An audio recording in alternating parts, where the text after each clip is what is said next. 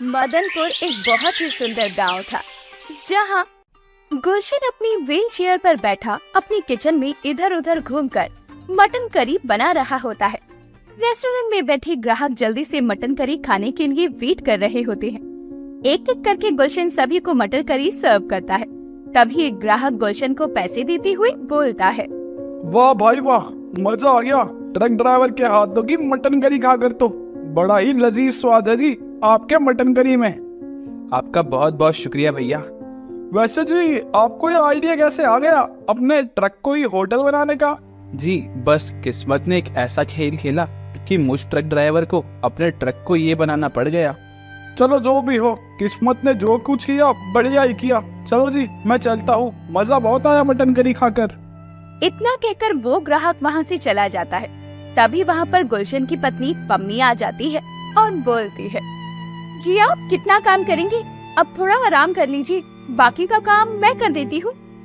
अरे नहीं नहीं, मैं थका नहीं हूँ, मुझे आराम की जरूरत नहीं है पम्मी।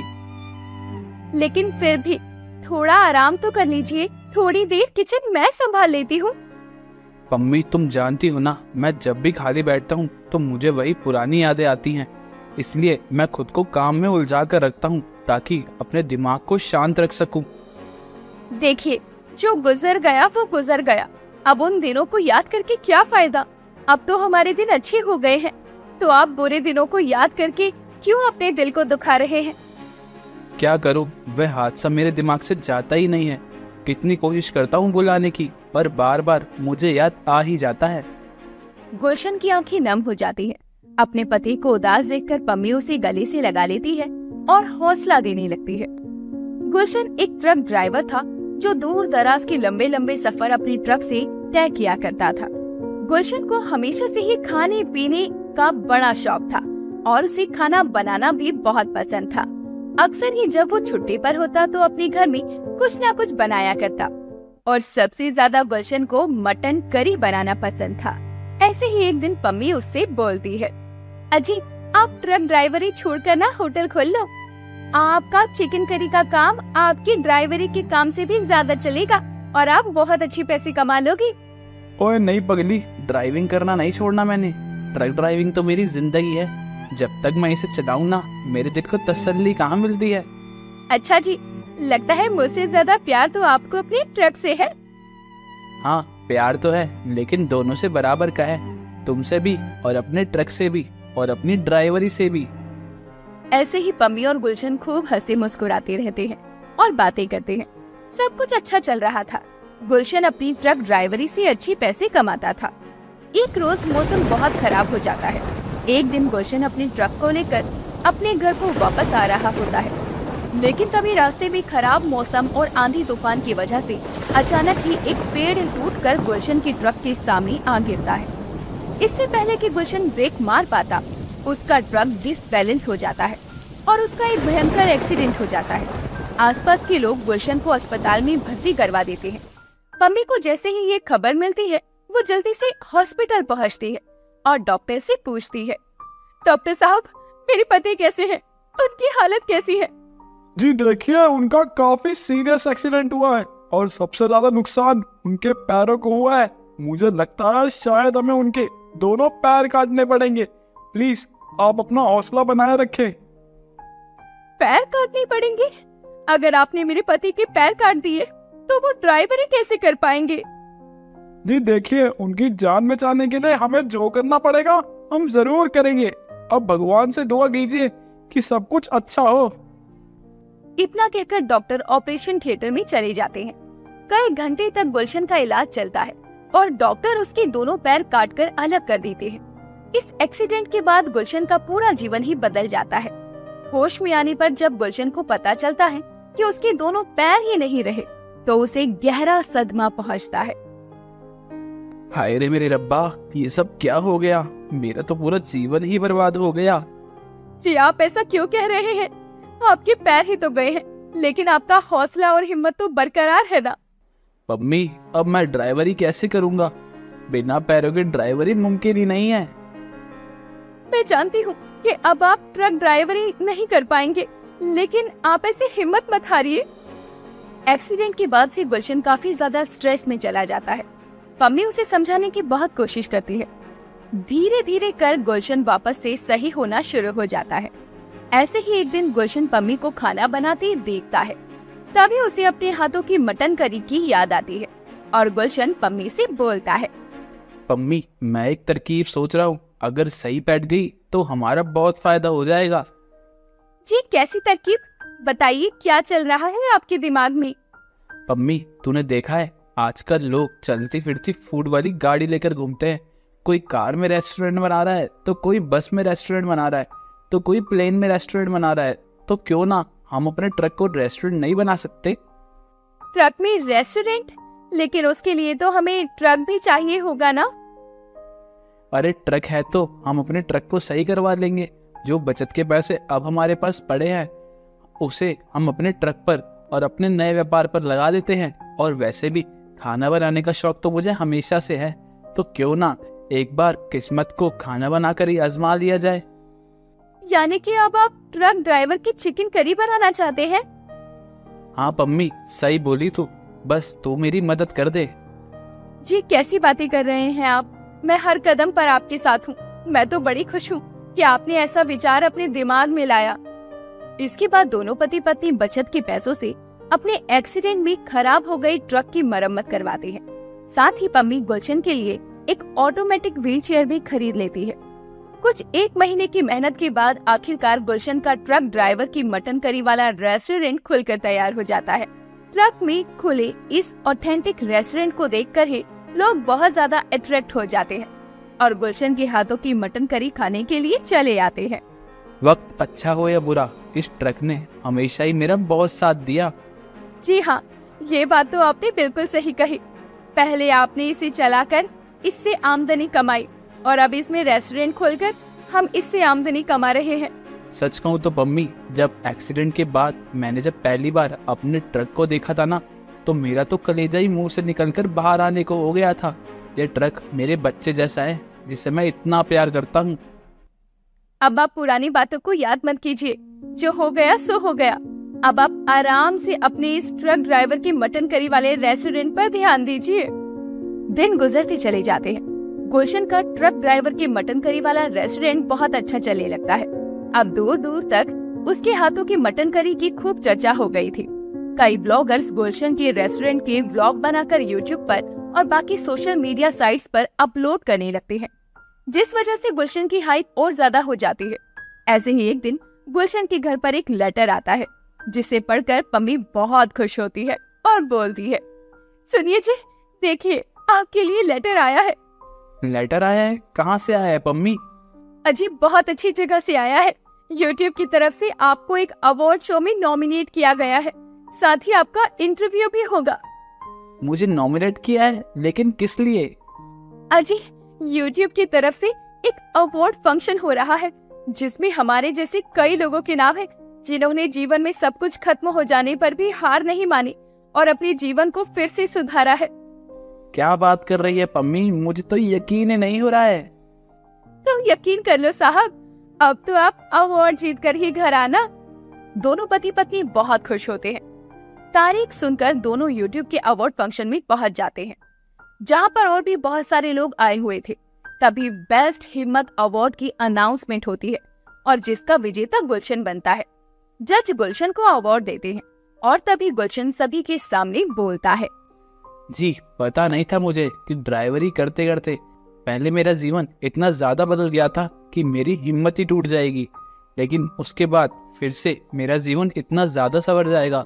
अपने पैर खो देने के बाद तो हर एक उम्मीद छोड़ दी थी मैंने, लेकिन मेरे ट्रक, मेरी पत्नी और मेरे अंदर के जुनून ने मुझे फिर से कुछ करने का हौसला दिया और मैंने ट्रक ड्राइवर की मटन करी का बिजनेस शुरू कर दिया। और आज जो सफलता है वह आप सभी के सामने है। मैं बस इतना कहूँगा, जी कुछ भी हो जाए हिम्मत मत हारना। गुलशन की बात सुनकर सभी लोग जोर जोर से तालियां बजाने लगते हैं। अवार्ड फंक्शन के बाद दोनों पति पत्नी घर आ जाते हैं। गुजरते वक्त के साथ गुलशन की मटन करी और भी ज्यादा फेमस हो जाती है और अब गुलशन 2 से 3 ट्रक और अपने रेस्टोरेंट में ऐड कर लेता है और अपने बिजनेस को और ज्यादा बढ़ा देता है। गुलशन की इस हिम्मत भरी कहानी से बहुत लोगों को प्रेरणा मिलती है और गुलशन से सीख लेकर कई लोग अपना व्यापार भी शुरू करते हैं। इस तरह ट्रक ड्राइवर की मटन करी लोगों के मुंह के स्वाद के साथ साथ उनकी सोच को भी तरोताजा कर देती है। मदनपुर एक बहुत ही सुंदर गांव था, जहां बंगाली लोगों का रहना ज्यादा होता था, इसीलिए वहां के लोगों को मछली खाना बहुत पसंद था। उसी गांव में मीना और उसका पति विनय मिलकर गरीब फिश पकोड़े वाली का ठेला लगाया करते थे। दोनों के घर के हालात कुछ ज्यादा अच्छे नहीं थे। फिश पकोड़े बेचकर जो कमाई हो जाया करती, उससे ही उनका घर चलता था। ऐसे ही एक दिन ठेले पर भोला नाम का एक आदमी, जो कि विनय का अच्छा दोस्त भी था, वो फिश पकोड़े खाने आ रहा होता है और आकर बोलता है, विनय भाई, सच में तेरे हाथों की इस फिश पकोड़े की बात ही कुछ और है। देखना, एक दिन ये फिश पकोड़े ना तेरा खूब नाम रोशन करेंगे। शुक्रिया भाई, शुक्रिया। बस लोगों को सही दाम में भरपूर स्वाद और चीज मिल जाए, इससे ज्यादा मुझे कुछ भी नहीं चाहिए। भाई, तेरी ईमानदारी का ही फल है सब। देखना, धीरे धीरे तेरे घर के हालात भी बदल जाएंगे। इतना कहकर भोला चला जाता है और मीना कहती है, जी मैं सोच रही थी कि इस फिश पकोड़े के साथ हम अपनी दुकान पर चिकन और मटन के पकोड़े भी बेचना शुरू कर देते हैं। इससे अपने ग्राहक और भी ज्यादा बढ़ जाएंगे। हाँ, पर इतनी लागत अभी हम नहीं कर सकते। जी, थोड़ा सा शुरू करके देखते हैं। अच्छा ठीक है, तुम उतना जोर दे रही हो तो ले लेते हैं। इतना कहकर विनय और मीना वापस से काम पर लग जाते हैं और 1 या 2 दिन में दोनों फिश पकोड़े के साथ साथ मटन और चिकन के पकोड़े भी बेचना शुरू कर देते हैं, जिससे उनके दुकान पर ग्राहकों की गिनती अब पहले से ज्यादा बढ़ जाती है। ऐसे ही एक दिन मीना की बहन विमला आती है और विमला को देखकर मीना खुशी से बोलती है, अरे विमला, तुम कितने दिनों बाद आई हो आज। शहर जाकर तो तुम भूल ही गई थी अपनी बहन को। अरे भूली नहीं, बल्कि अब तो मैं कुछ दिन तेरे पास ही रुकने के लिए आई हूँ। सच में? ये तो बड़ी अच्छी बात है। मैं तो बहुत खुश हूँ, इतने सालों बाद मेरी बहन मेरे पास रहने आई है। ऐसे ही दोनों बहनें बातें करती हुई घर चली जाती हैं और विनय दुकान संभालता है। विमला की बोली जितनी मीठी थी, दिल से वो उतनी ही कड़वी थी। वो अपनी बहन और जीजा के सुखी चलते व्यापार को देखकर बिल्कुल खुश नहीं थी। ऐसे ही एक दिन जब मीना और विनय को अपने दिन भर के गरीब फिश पकोड़े वाले की दुकान से हुई कमाई दोनों गिन रहे होते हैं, तो उन्हें देखकर विमला अपने मन ही मन में बोलती है, इन लोगों के पास इतने पैसे हैं और एक मेरा पति है जो कुछ कमाता नहीं है। मुझे खुद जाकर सारा खर्चे चलाना पड़ता है। माँ ने भी हमेशा मीना को ही सब अच्छा दिया है। अच्छा पति भी उसे ही मिला। अब हर अच्छी चीज पर इसका हक नहीं है। मैं तो इनकी बस आई जिंदगी को बर्बाद कर दूंगी। ये गरीब फिश पकोड़े वाली का ठेला भी मैंने बंद न करवा दिया तो मेरा नाम विमला नहीं। ऐसे ही वक्त गुजरता जाता है। विमला के मन में विनय और मीना को बर्बाद करने की पूरी प्लानिंग बन चुकी थी।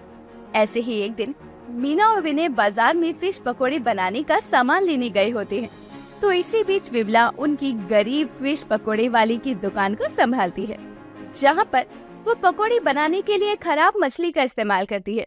साथ ही फिश पकोड़े में से एक ऐसी दवाई भी मिला देती है जिसे खाकर हर किसी का हाजमा बुरी तरीके से खराब हो जाता है।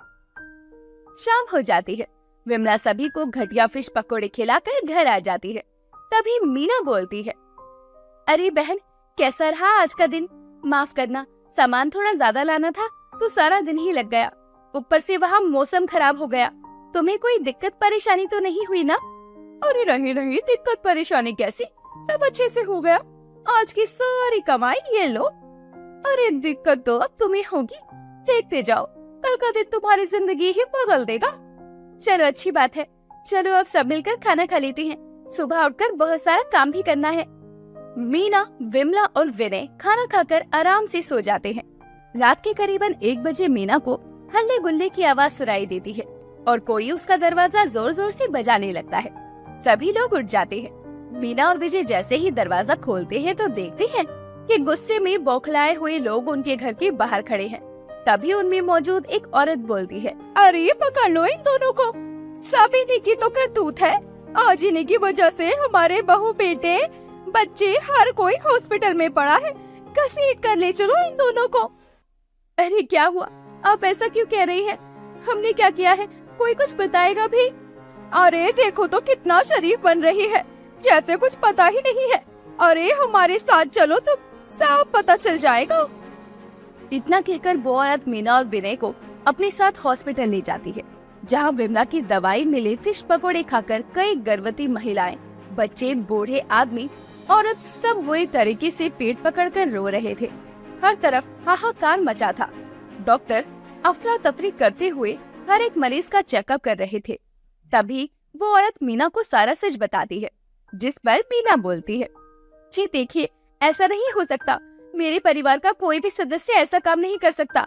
हमने आज तक लोगों को कभी मिलावट वाली चीजें नहीं खिलाई है। ऐसे में इतने लोगों की जिंदगी के साथ हम कैसे खेल सकते हैं? मेरा यकीन मानिए, जरूर कोई और बीमारी है। ये सब हमारी फिश पकौड़ी खाने की वजह से नहीं हुआ है। अरे कैसे हुआ है, कैसे नहीं हुआ, ये सब कुछ तो पुलिस पता कर लेगी। बस कुछ देर और फिर पुलिस आ जाएगी, फिर सारा सच सबके सामने आ जाएगा। वो औरत इतना बोलती है कि तभी वहाँ पुलिस आ जाती है, जिसके बाद पुलिस मीना और विनय को उनकी फिश पकौड़ी की दुकान पर ले जाती है और फिश पकौड़ी का एक सैंपल टेस्ट करवाने के लिए भेज देती है।